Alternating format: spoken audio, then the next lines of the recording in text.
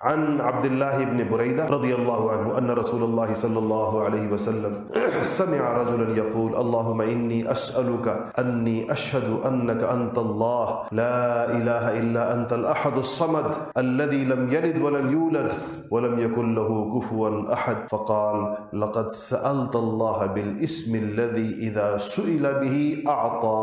وإذا دعي به أجاب رواہ ابو داود۔ عبداللہ ابن بریدہ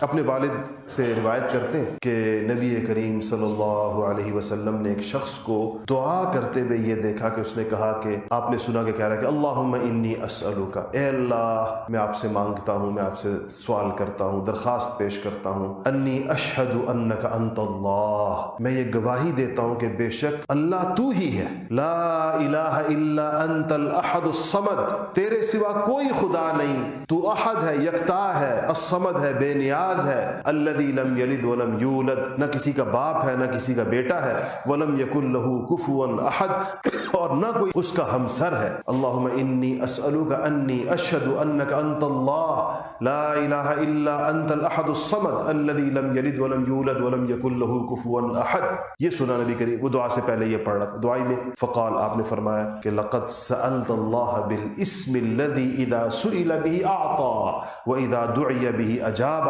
آپ نے فرمایا کہ تم نے اللہ تعالیٰ کا وہ نام لے کر پکارا ہے کہ جب اس نام کے ساتھ اللہ تعالیٰ سے مانگا جاتا ہے تو اللہ تعالیٰ ضرور عطا کرتا ہے، اور اس نام کے ذریعے سے جب اللہ تعالیٰ کو پکارا جاتا ہے تو وہ ضرور سنتا ہے۔